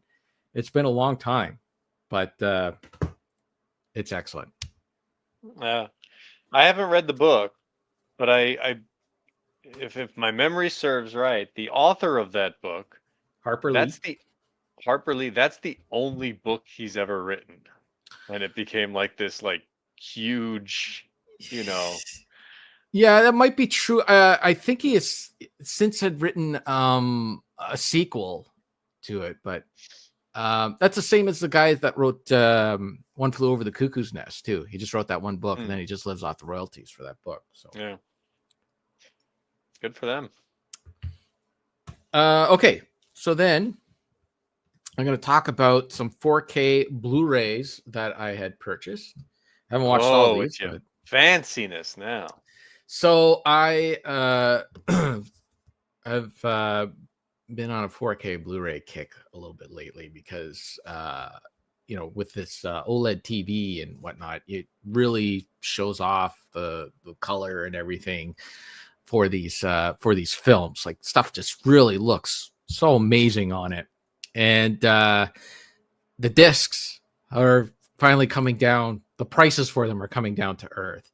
Especially on this past Boxing Day. We celebrate Boxing Day here in Canada, the 51st state, and it's the day after Christmas. So I went to Walmart and I loaded up on some 4K Blu-rays. When you say coming down to earth, what are you talking about? Well, like the prices were floating around $25-$30 Canadian. Sure. Now we're getting about $10 less than that, between $15 and $20, which is to me I feel more comfortable, especially when I'm buying. Especially if it's a movie you really enjoy. Right, and in movies that I already own, I already own a lot. I think I own a majority of these. That's all it is already. You just keep buying the same movie in higher definition. So much so that I actually, so I did buy Jaws in 4K. Okay. But it turned out that I already owned it. So now how did you not know that? Because I thought I had just the regular Blu-ray for Jaws. So I am going to return this, but here's my open copy of it, and here's the sealed copy that I just bought. But the sealed copy came with a slipcover. So what I'm going to try to do is just return this. Oh, you snake! Slipcover. Let's see. You dirty. Stay tuned for the next episode to see if that works out. We will see. I don't think they'll notice, because there was movies there that I had picked up. Like I found The Thing on 4K, and I couldn't buy it. They're like, "Oh, this won't." I'm like, "This won't scan." They're like, "Well, we can't sell it to you if it won't scan. We don't even know if we sell this thing here. Someone could have brought it into the store and put it on." Meanwhile, there were multiple copies on the shelf, so I know that Anyways, I didn't fight her on it. It's just whatever. I'll buy the thing elsewhere. I didn't even know what the price is. I couldn't find out what the price was on it. So I got Jaws for a slipcover, apparently. So another one I picked me up the Beetlejuice. The Beetlejuice on 4K. Okay. And we just watched that a couple hours ago. I love Tim Burton's style in this movie, and I wanted to see all the nice colors and everything like that. And it did not disappoint. It's a really good transfer of the film. And the other thing I'm noticing with the 4K films is like a lot of the textures on things that I had never noticed before. Like when Lydia Dietz, what was the mother's name? Was it Lydia? Whatever. The mother. Lydia is the daughter. Yeah. ABCD is the parents. Catherine O'Hara in that film. When she Charles, Delia, Adam and Barbara. ABCD. Adam, Barbara, Charles, Delia. Oh, is that how that worked? Yeah. Oh, okay. So her name is Delia. Delia. All right. Okay. She's a stepmom, by the way. Right. This is after she divorced the Home Alone dad, and then she oh, is that what happened? Came over. Yeah, and then she got her new family. Home Alone came out after Beetlejuice. Beetlejuice came out first. That's the way it works. Okay. Anyways, that's the way the information was presented to you, but things happened. So when she renovates that house, like there's all this texture on the wall, and that I never noticed before, and you could see it on here. So it was worth it just for some textures on the wall. Anyways, it's We still a probably get great a lot of film. textures in the scene where they're digging them up and all that foam and cardboard. Yeah, that looked really great. Yeah, everything in this movie. Like there wasn't any really real cheese effects. Other than him floating, you can that he's on a wire. But other than that, I didn't really notice any super cheesy effects. Some of the stop motion stuff, but I like all that stuff. I think that looks great. I think that looks better than CGI for the most part. So here I got my Blu-ray copy of it, but I like the artwork better on the Blu-ray copy. So I might see. I think what they did for this version is that they didn't want to call attention to Gina Davis and Alec Baldwin because they're not in the sequel, right? Right. So I think they wanted to kind of like tie this version in more with the sequel. Well, that way they can, market it more as Beetlejuice, and I'm assuming they're going to make the third one at some point. Maybe, I imagine so. Anyways, and you get the Blu-ray in there too, so you get the 4K and the Blu-ray in there. So that's pretty cool. I did pick up a copy of The Departed. Ignore the price on there because that's not what I paid for it. It scanned cheaper than that, but I've been meaning to rewatch this film for forever and a day, so that was one I still have not seen that. I do have a copy. I've heard it's good. Yeah, it's been about 20 years since I've seen it. So 20 years? Is it that old? Yeah, I think it came out in 2004. So if it came out goodness. I think I watched it the one time when it came out. So maybe 19 years. I think it came out in 2004. Oh my goodness. I didn't realize just how long I haven't. Okay. Then I grabbed myself a copy of The Crow with Brandon Lee. Ernie Hudson? Ernie Hudson, that's right. So I saw that once. It's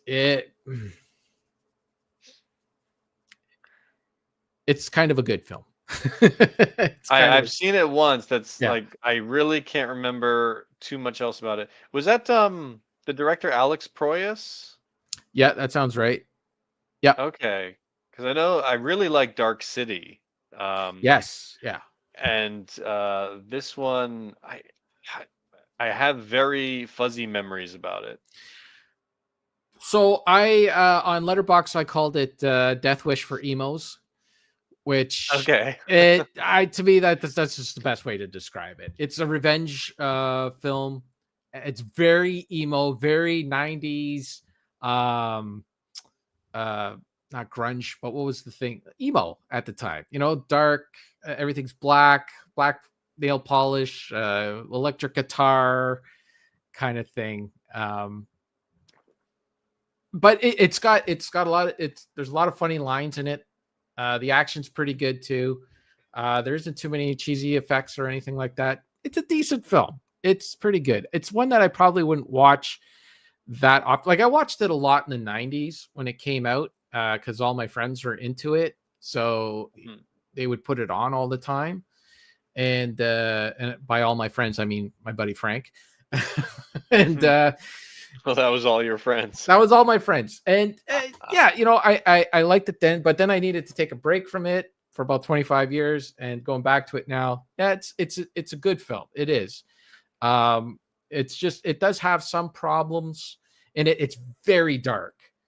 And that's a problem with a lot of 90s movies I found, even in 4K on there, like when, it's just such a dark film. Like, not everything needs to be crushed black, but anyway, I enjoyed it for the most part. Okay, the most fun we had last night, we rewatched for the umpteenth time the old Aliens with Sigourney Weaver.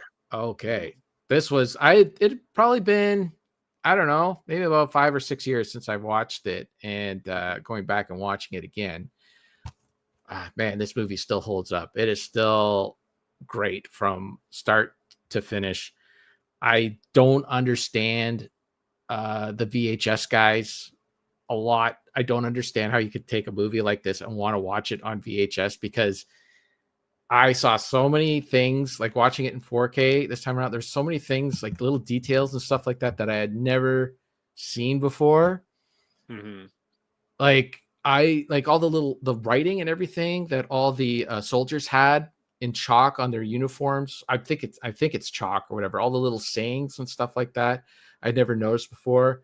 I never noticed that Hudson, and this might be, I just might not have been paying attention, but did you ever see like how Hudson has that heart painted on his uniform? He's got a heart painted on his uniform, and then there's like a lock on the heart. I'd never noticed that before. There's so many little things like that in the film. I did watch the extended version, which I enjoyed a lot more this time around than I had in the past. I wasn't going to watch the extended version, but then James Cameron said, that's the version you should watch. That's the version I want people to see now. And I don't know, it's a lot better than I recall pacing wise, even though it's like stretches the movie out to 2.5 hours. It's still that's things like the turret guns, things like that. Turret guns. Ripley's daughter is she's mentioned in it, which kind of gives right her it does like you're watching, it's like, yeah, like you better understand why Ripley was so desperate to save Newt, because she already had felt like she lost everything, including her daughter, and she didn't want to let Newt down. And so it does kind of affect now the only thing is that towards the end of the film, where Sigourney Weaver, and maybe everybody notices this, but I just noticed it this time around, when Sigourney Weaver goes back to save Newt, and then she's carrying Newt back to the ship, there are some parts in the movie where she is carrying the cheesiest Newt prop around. It looks so bad. So maybe the VHS guys have something there on me, but in 4K, it is awful. Like the hands around her neck are not even like touching her neck. They're kind of like around, like it's not hanging on there. And it's just so obviously stiff that there's nothing there. She's like Sigourney Weaver's moving it around, and there's no articulation in this thing at all. It's so bad. Is it like in the Road Warrior when the guy Wes does the wheelie and he's got his boyfriend on the back, the dummy? Yes, exactly like that.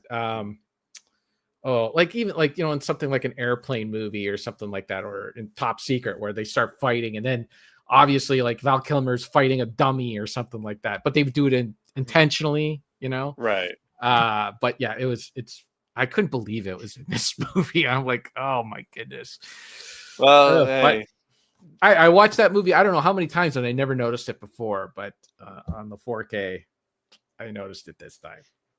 It kind of feels like for certain movies that you might have the appropriate format to watch it on.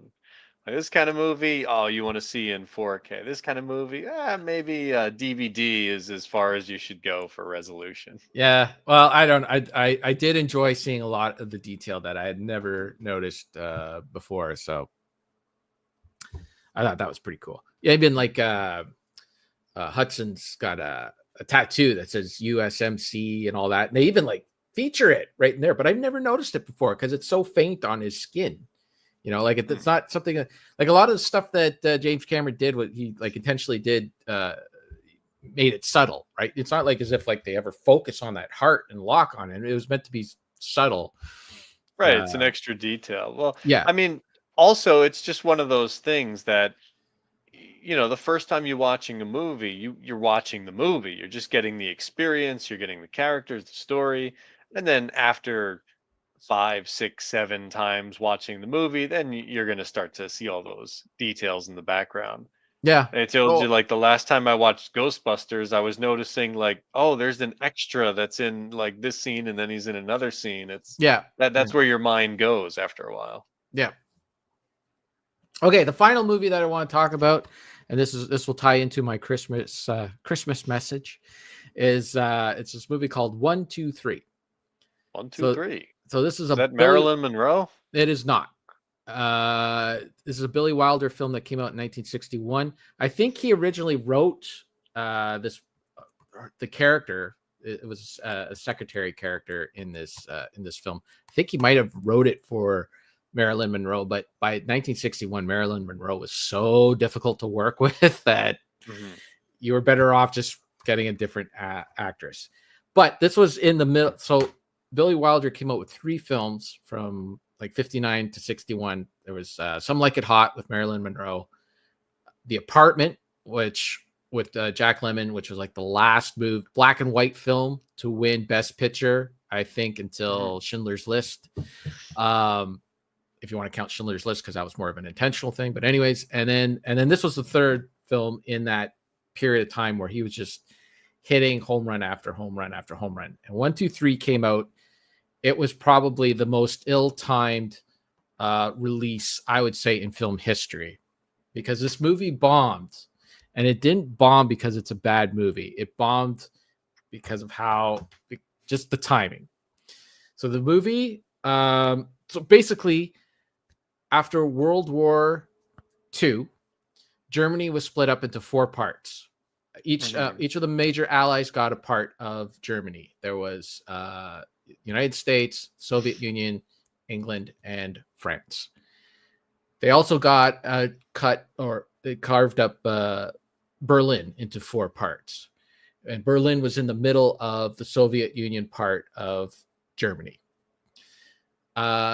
The idea was that eventually, because of the Blitz, the Allies left Germany decimated, and they knew that a decimated Germany in the middle of Europe would just create chaos. You would get, people, trying to, a bunch of refugees and all that.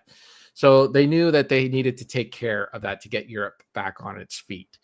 So the idea was that the Allies would come in, get Germany back and running up on its own. And then once that happened, they would, vacate the premises, which every ally did except for, of course, the Soviet Union. The Soviet Union legitimately suffered the most from World War II and from Germany. They had the most losses, the most devastation and whatnot. And they did not want Germany to go back to becoming power. So the Soviet Union wanted to stay in Germany.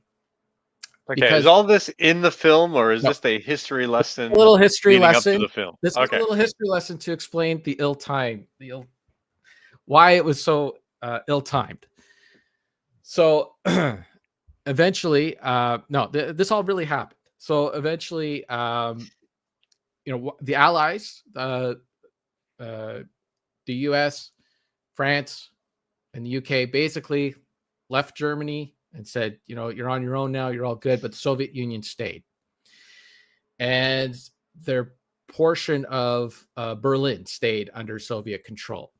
While this was all happening from the late 40s to 1961, while this was all happening, there was just all this really stupid rhetoric in Germany, where the Soviet Union basically was trying to have control and make their portion of Germany a communist country. And people were fleeing the communist parts to go into the other parts of Germany to be a part of capitalism. Like the rest of Germany was going to be capitalist. So people were just fleeing the Soviet parts. And while all this was happening, Billy Wilder, who was a Jewish person, wanted to make a film about all the ridiculousness that was kind of happening around this, because basically all of these different nationalities, German, American, Soviet Union, we're all human beings. We all have these human problems and all that. And we're just arguing over this stupid ideology. So he wrote this film, 1, 2, 3, which stars Jimmy Cagney, an older Jimmy Cagney, who is an American trying to make his way. He's trying to break into the Soviet. He works for Coca-Cola, and he wants to bring Coca-Cola to the Soviet Union. So he's making deals with the Soviet Union while he's in Germany. And, there's, of course, backlash from the Soviets because they don't really, want to have an American influence on their people. And so the movie's all about like, different ideologies and all that. But basically, there was a kid from the capitalist side and a kid from the communist side. They get together and they fall in love. Bit of a Romeo and Juliet situation, and the lady gets pregnant, and all this stuff that's happening with all the ideology for the adults. The kids don't.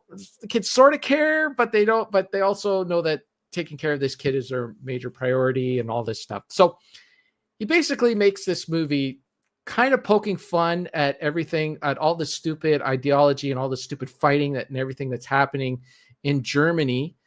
And wanted to make a film about the human element, about what humans are going through, because he was a Jewish person that was in Europe during World War II. He had to flee to the United States to escape the war, and also because he wanted to continue making films and write for Hollywood. And the only way to do that was to leave. And so he was just kind of pointing. And so like the movie is very, I wouldn't say racist, but it deals with race, and it makes fun of a lot of things. It makes fun of Nazis. Like a lot of the Germans in the film are still have the habits from the war. They're still like snapped to it and clicking their heels and all that stuff. And he kind of makes fun of all that stuff. It's a really great film. He also wanted to make the film fast, so it's a very fast film. Like the dialogue in it is just sharp. It's witty. It's like it moves at an extremely fast pace. Billy Wilder himself says that the movie's not that funny. It's just really fast, but it is funny. The stuff that people are saying, if you slow it down, it's still funny. It's not like the Gilmore Girls where they just talk fast. Anyways, while he makes this movie in August of 1961, as they're starting to do principal photography and all that stuff, what happens in August of 1961? What did Soviet Russia do in Berlin? 1961? Don't look it up.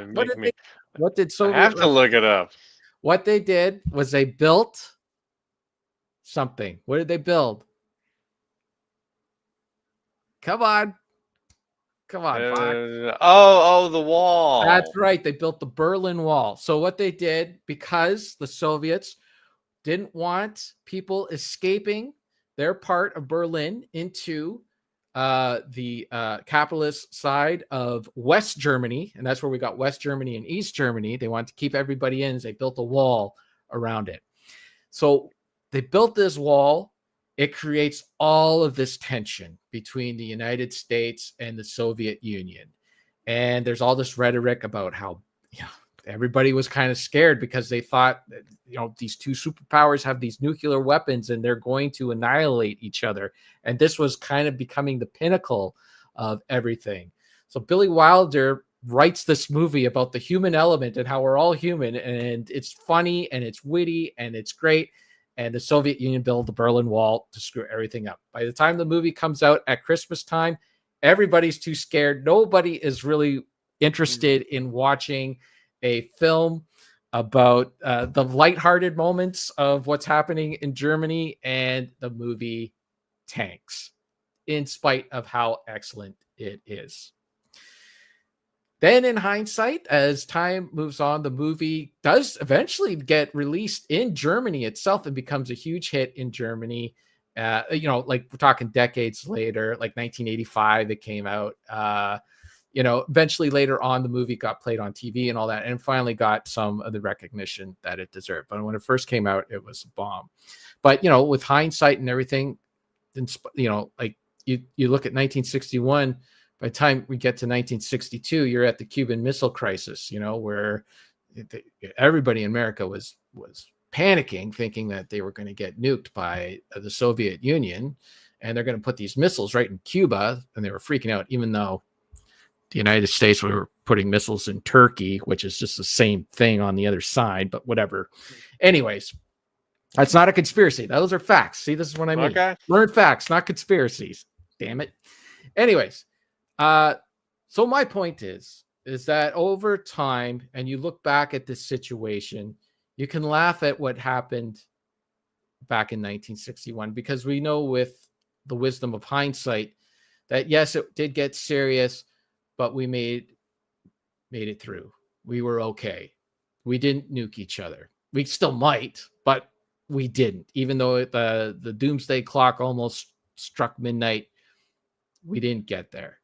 And now we can go back into that period of time and we can look at it and we can laugh. And that's probably what's going to happen very soon. Again, we're going to get a little crazy over the next year. It's going to be insane.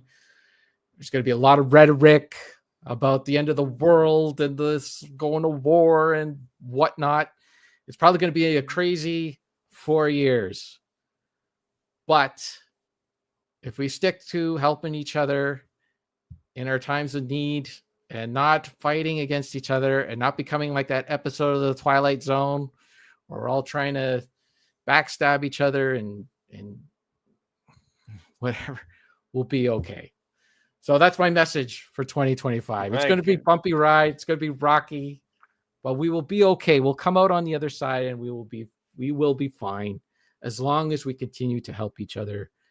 And we'll be able to, maybe a genius like Billy Wilder will come out with a movie and we'll be able to laugh about this period of time in 20 years from now. So it'll seem serious now. Message of morality. I can't believe this is coming in an episode titled Planet of the 4K UHD Blu-rays. That's right. Though you never know what you're going to get with Retro Fandango. We haven't talked about Star Trek at all, so there's a good chance people might have actually stuck around to hear that. Yeah, maybe. Anyways, that's just my point. It's going to get crazy. It's going to get wild. We're going to be in for a bumpy ride. There's going to be a lot of stuff said online and on the Twitter and on the social media. All I could say is just try to stick to the facts as much as possible, not to get caught up too much in the rhetoric. And yeah, just hold on to each other and it'll be good. It'll be fine. That's it. Oh, you're going to be fine because you're not 51 yet. Not 51 yet. Nope. So silly.